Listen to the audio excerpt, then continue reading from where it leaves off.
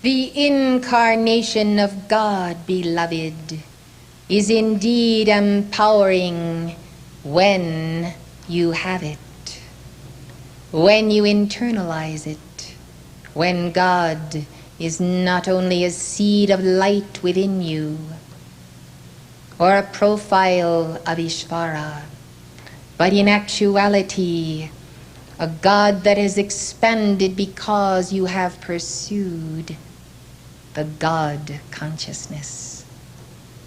Incarnation can be a spiritual incarnation. Sometimes it is said that one is an incarnation of beauty, an incarnation of absolute success, an incarnation of the gift of music. What do you incarnate? Whom do you incarnate? Begin to think about it now. What and who lives within you? If you can resolve this conundrum, you will come to understand that all lesser inhabitants, which may be voices of the night of the astral plane, demons, records that are negative, all these various elements that you may have allowed to occupy your temple as, quote, incarnations.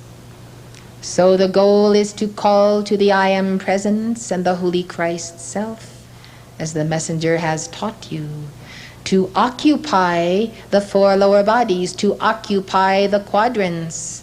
For in so occupying, then those quadrants shall be filled with the light of the I Am Presence and the Holy Christ Self.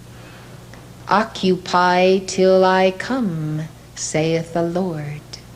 So you must call to higher levels of being to occupy lower levels of being, so that you do not walk the earth, and that which is above the belt is of God, and that which is below is the electronic belt of the records of karma with which you wrestle in your therapy sessions. So, I give you a moment to ponder, decide if you will, or even consider and think about now, what would be, if you could will it so, the aspect of God who would incarnate in you? Whom would you invite to occupy your temple? For example, who of the many manifestations that you see out of India, out of Buddhism, who and what? What vibration? What master?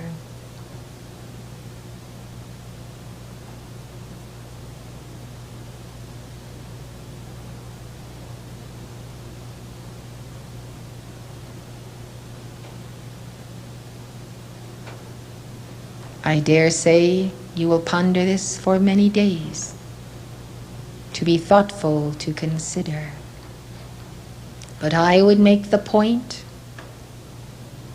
that since you seek empowerment to work the works of God in the earth, and that the incarnation of an aspect of God in you is key to that, that you would see to it that in the service you would render and the empowerment you would receive, that you have enthroned God in your temple and cast down all idols of the self.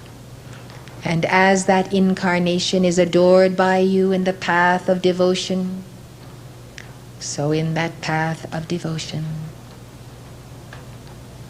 you would come to experience increments of empowerment as that God manifestation in you would be secure in the level of your attainment, the level of your honor, the level of your sealing the harmony of being and saying, thus far, no farther, I shall follow the path of the imitation of my God within me. And there shall be no other gods before me, behind me, to my right, to my left, beneath, above, or in the internal folds of my being. Christ and Buddha have called you to occupy the temple. Until their coming, you must go first, clean out the audience stables, make a place ready, scour the inner four lower bodies with violet flame. Put the circle and sword of blue flame and the ring pass not around yourself. The point here is to make oneself the fitting habitation of God. God living in you eventually calls you to his heart, bonds with you. So now you are not two but one. You in God and God in you move about the earth. Now you can understand a certain terminology of the ascended masters. I am a God-free being. I am a God manifestation. I am God who dwelleth in my temple. Now you can understand what it means to be a God-man. It means to be the full manifestation of God as male and female. These temples were once inhabited by your holy Christ self, with the exception that these were bodies of a higher vibration that sustained immortality. Thus you could walk the earth as immortals and as gods. Understand then the right use of that term, as gods. As God, apostrophe S, meaning as belonging to God, as gods in the plural. For when you are an extension of God and God is individualized and indwelling in you, then you partake of that God, and you are no longer a human but a God-man. When you understand this properly, you will see it is not idolatry, but it is the logical succession of whence, how, and whither. Who am I? Why am I here? Surely not to be a mortal forever, but someday very soon to put on the garments once again that I lost of my immortality. I commend you then to contemplate the inner God, to remember the teaching of Christ. Do not look for the kingdom here and there, but look, for the kingdom of God dwelleth in you. The consciousness of God dwelleth in you. I desire that you should note the power of the diamond and the fiat Vajra. The greater the momentum of godliness within you, the greater the power of your spoken word to send forth the thunderbolt with the word Vajra. I am the VAJRASATTVA. When you give that name Vajra, I also am a part of it. And once again you see the Eastern teaching that even the Vajra, the spoken word of the thunderbolt, is personified being as God. So I give you this thunderbolt, this Vajra, but I tell you the condition. Use it in love, use it in purity. Never, never use the powers of God to destroy your enemies, for you will immediately be stripped of all power should you do so.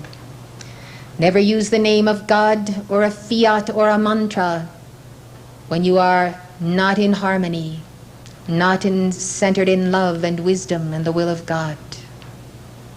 Be careful with the misuse of the spoken word, for you have more energy than you have ever had by the use of that word. Do not misqualify it. Do not become fanatical. Do not ever give fiats if you have not first controlled anger or other emotions. The use of the words such as Vajra is holy, profoundly holy. For you to use it, beloved, I am taking a calculated risk, a risk in so giving it to you. But I point out, as I have just said, its misuse will create an instantaneous loss of the gift permanently. Therefore be sparing, and when you are exalted in your mantras and prayers to God, and you are aloft in the music of the spheres, begin with a quiet Vajra. Begin it within the soul and in the heart, and whisper it, Vajra, Vajra. Test it. Hear the sound, feel the sound.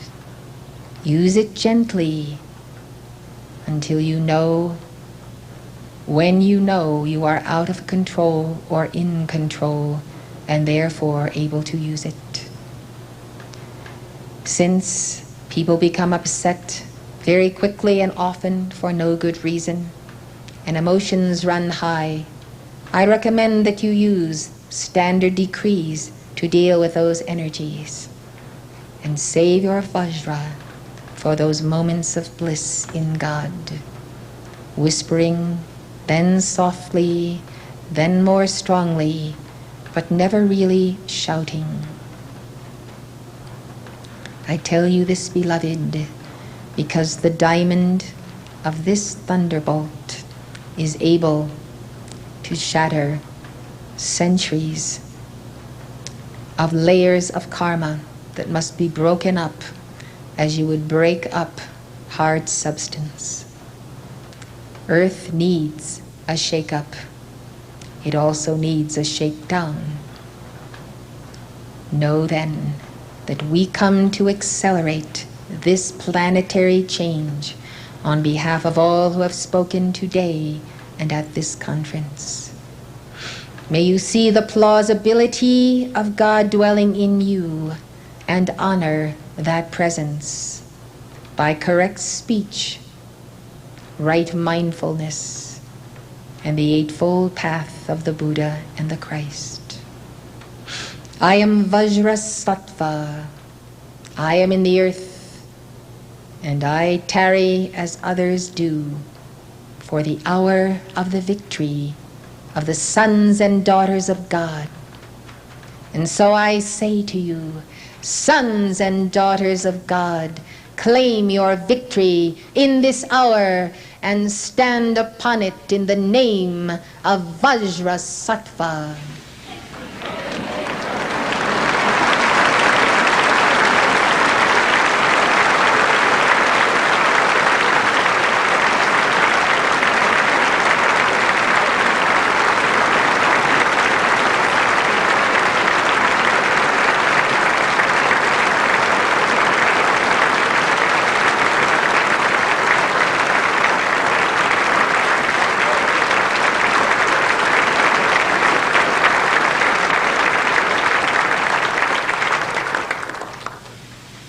I thank you for your wonderful presence, allowing me to deliver these teachings, and I thank the Darjeeling Council and the entire spirit of the Great White Brotherhood for the presence of these beloved masters with us.